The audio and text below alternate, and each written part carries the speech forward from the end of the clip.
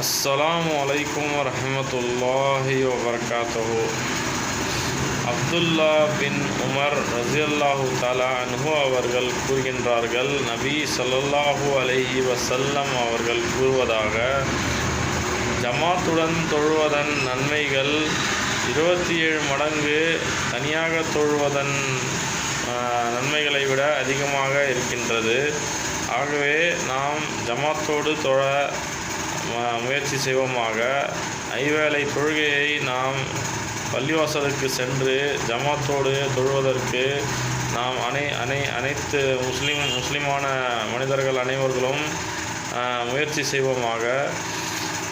ஆகவே இந்த 27 மடங்கு நன்மைகள் ஜமாத்துடன் தொழுவதன் மூலமாக நமக்கு அல்லாஹ் கொடுக்கின்றான். ஆமீன்.